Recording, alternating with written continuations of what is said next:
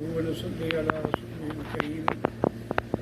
أما بعد، قال الله تبارك وتعالى في القرآن المجيد والفرقان الحميد: أعوذ بالله من الشيطان الرجيم. بسم الله الرحمن الرحيم. الخبيثات للخبيثين والخبيثون للخبيثات والطيبات للطيبين والطيبون للطيبات. صدق اللہ العلی العظیم. برادران اسلام، سیرت سیدہ عائشہ رضی اللہ تعالیٰ عنہ کے بارے میں نے اپنے دروس میں کچھ عرض کیا تھا کہ یہ سارے انعامات الہی جو ہیں، یہ سارے سیدنا عائشہ رضی اللہ تعالیٰ عنہ کو نصیب ہوئے کہ سب سے پہلے جب حضور صلی اللہ علیہ وسلم نے ایلا کے معاملے میں مشورہ کیا تو سب سے پہلے بی بی عائشہ کے گھر میں آئے اور انہوں نے کہا کہ ہم نے اللہ کے رسول کو چن لیا ہے، ہمیں دنیا کی زینت اور دنیا کی عزت اور دنیا کے مال کی پابندی نہیں ہے. تو اس مسئلے میں بھی سیدہ عائشہ کو یہ سبقت حاصل رہی. اسی طریقے سے پھر سیدہ عائشہ رضی اللہ تعالیٰ کی وجہ سے اللہ نے حضور کی امت پہ تیمم کا حکم دے کے احسان فرما دیا. تو یہ بھی اعزاز جو ہے وہ سیدہ عائشہ صدیقہ کو ملا. اب ان کی زندگی کا سب سے اہم واقعہ جو ہے وہ ہے افک عائشہ کہ غزوہ مریسی جو ہے اس کو بنی المستلق بھی کہتے ہیں اور مریسی بھی کہتے ہیں. وہاں جب حضور تشریف لے گئے تو منافقین کو بھی پتہ تھا کہ اس میں جنگ نہیں ہوگی بلکہ مسلمانوں کو بغیر لڑائی کے فتح مل جائے گی. تو وہ بھی شامل ہو گئے حضور کے ساتھ، لہذا وہ بھی تشریف سارے جنگ میں شریک ہو گئے.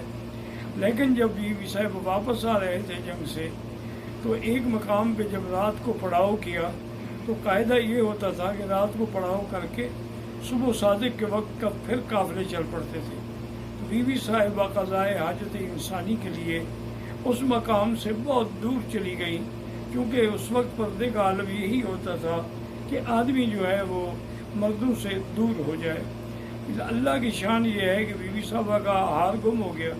ہار کو تلاش کرتے کرتے جب آپ پہنچی اپنے قافلے پر وہ دیکھا تو قافلہ تو چلا گیا ہے.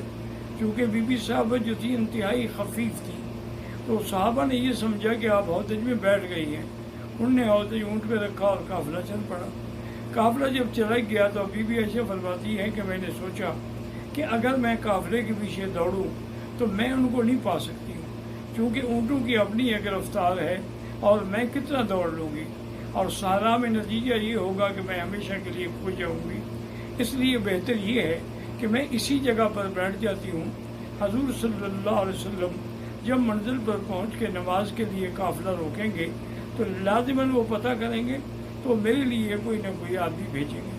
اور یہ اس زمانے میں قاعدہ تھا کہ صفوان السلمی ایک صحابی تھے، ان کی ذمہ داری یہ ہوتی تھی کہ وہ قافلے کے بعد وہاں پہنچتے تھے تاکہ اگر قافلہ کوئی چیز بھول گیا ہو تو وہ اس کو اٹھا لے. صفوان السلمی فرماتے ہیں کہ میں جب وہاں آیا میں نے دیکھا کہ ایک آدمی کپڑا لے کے سو رہا ہے.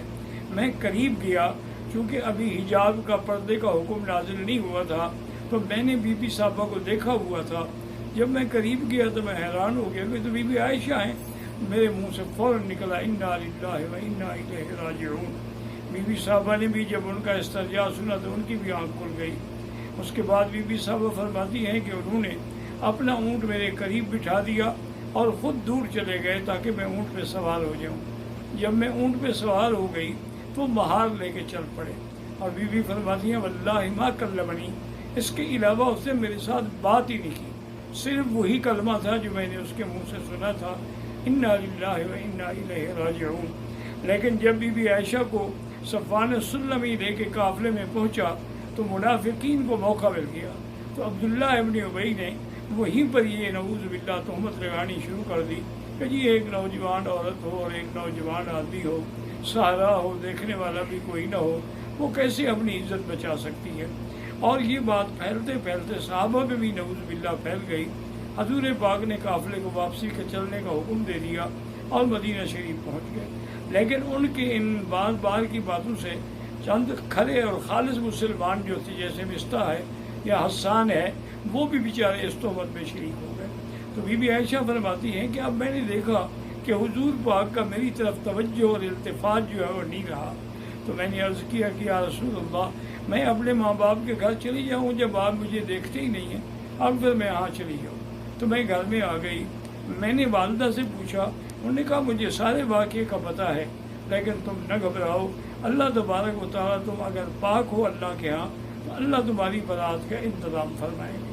اسی طرح پھر میں نے حضرت ابو بکر صدیق کو رو کے واقعہ سنایا، انہوں نے بھی مجھے یہی کہا۔ اور کچھ راتوں کے بعد میں مصطح کے ساتھ قضائے حاجت کے لیے، رواج یہی تھا اس زمانے میں کوئی حمام وغیرہ بنے ہوئے نہیں تھے، تو عورتیں جو ہیں ایک ایک دو دو کی ٹولی بنا کے دور چلی جاتی۔ میں جا رہی تھی کہ مصطح کی والدہ کا کپڑا پاؤں میں اٹکا، تو اس نے کہا تئس مصطح، اللہ مصطح کو ہلاک کرے۔ تو بی بی عائشہ فرماتی، میں نے کہا یا ام مصطح کیا کہہ رہی ہو؟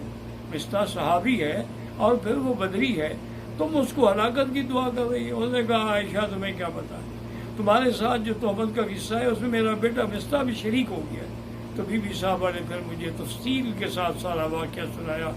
ہم فوراً واپس گھر آ گئے اور مجھے اتنا شدید بخار چڑھا کہ میری اماں نے جتنے گھر میں کپڑے تھے میرے اوپر ڈال دیے، لیکن میری سردی جو تھی وہ کم نہیں ہو رہی تھی۔ ادھر حضور صلی اللہ علیہ وسلم نے صحابہ سے رائے لینی شروع کی، تو آپ نے حضرت علی کو بلا کے فرمایا کہ علی، اب یہ گھر کا معاملہ ہے، منافقوں نے اس کو اتنا اچھال دیا ہے کہ اب تو مخلص صحابہ کی زبان پر بھی یہ بات آ گئی ہے، تم بتاؤ کہ میں کیا کروں؟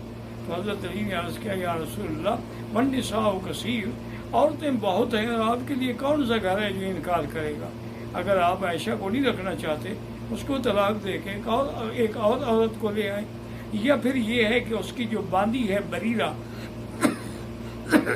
اگر اسے میرے حوالے کر دیا جائے تو میں اس سے حقیقت اگلوا لوں گا۔ بی بی بریرہ کو بلایا گیا، حضرت علی نے اسے بڑی سختی سے ڈانٹا کہ اگر تم نے سچی بات نہیں کی نا، میں تمہارے کپڑے اتار کر بھی تمہیں درنے لگاؤں گا۔ انہوں نے کہا بات کیا ہے، کیوں ڈانٹ رہے ہو؟ انہوں نے کہا عائشہ کے بارے میں کیا جانتے ہو؟ انہوں نے کہا خدا کی قسم ہے عائشہ کھرا سونا ہے، اس میں نے اپنی زندگی میں کبھی کوئی عیب نہیں دیکھا۔ ہاں البتہ چونکہ کم عمر لڑکی ہے اس لیے کبھی آٹا گوندھ کے رکھ کے خود سو جاتی ہے تو بکری آ کے آٹا کھا جاتی، یہ غفلت تو اس میں ہے، اس کے علاوہ اس میں نے کسی گناہ کی بات نہیں دیکھی۔ اب حضرت علی رضی اللہ تعالیٰ عنہ بھی خاموش ہو گئے۔ اس کے بعد پھر حضور نے حضرت امیر المومنین حضرت عمر کو بلایا رضی اللہ تعالیٰ عنہ اور کہا کہ عمر تم نے بھی سن لیا ہے قصہ، اب مجھے رائے دو کہ میں کیا کروں؟ حضرت عمر نے کہا کہ یا رسول اللہ مالی ابن الخطاب، خطاب کے بیٹے کی کیا طاقت ہے کہ وہ اللہ کے نبی کے گھر کے بارے میں مشورہ دے؟ آپ نے فرمایا آخر اس کا کوئی حل تو ہوگا۔ انہوں نے کہا حضور اگر آپ مجھ سے پوچھتے ہیں پھر آپ ناراض تو نہیں ہوں گے اگر میں کوئی سخت بات کہہ بیٹھوں؟ آپ نے فرمایا بالکل نہیں ہوں گا۔ انہوں نے کہا پہلے تو آپ مجھے یہ بتائیں کہ بی بی عائشہ سے جو نکاح ہے آپ نے کیا ہے یا اللہ نے کرایا ہے؟ تو حضور نے فرمایا ان اللہ زوج، اللہ پاک کے حکم سے میں نے یہ نکاح کیا ہے، بلکہ جبریل علیہ السلام ریشمی کپڑے میں بی بی عائشہ کی تصویر لے کے میرے سامنے آئے تھے نکاح سے پہلے کہ ہذہ زوجتک فی الدنیا والآخرہ، انہوں نے مجھے اس کی تصویر دکھائی۔ تو اس نے کہا کہ یا رسول اللہ ہمیں اپنے لڑکوں کے لیے اچھی عورتیں مل جاتی ہیں، جب اللہ نے اپنے نبی کے لیے عورت چنی تو خدا کو کوئی پاک عورت نہیں مل سکی؟ کیسے اللہ تبارک و تعالیٰ کا انتخاب غلط ہو سکتا ہے؟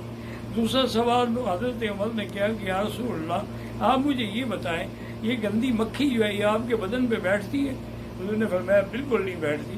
فرمایا جس اللہ نے نبی کے بدن کو گندی مکھی سے محفوظ رکھا ہے تو گندی عورت کو اس کے بستر پہ کیسے لائیں گے؟ حبیبی عائشہ پاک ہے، آپ بلا وجہ کسی مسئلے کا شکار نہ ہوں۔ کہتی ہیں اس کے بعد حضرت عمر رضی اللہ عنہ کی رائے کے بعد حضور کا چہرہ مبارک کھل گیا اور سیدھے حضرت ابو بکر کے گھر میں تشریف لائے اور فرمایا کہ کیا حال ہے اس کا؟ انہوں نے کہا جو بیچاری بیمار ہے اور پڑی ہوئی ہے۔ حضور نے فرمایا اچھا عائشہ دیکھو اب میں تم سے پوچھتا ہوں، اگر تم پاک ہو تو اس کے بارے میں بھی تم ہمیں کہہ دو، اور اگر ان الممت بخطأ، اگر تم سے کوئی گناہ ہوا ہے تو اللہ کے آگے توبہ کرو، اللہ تبارک و تعالیٰ توبہ قبول کرنے والے ہیں۔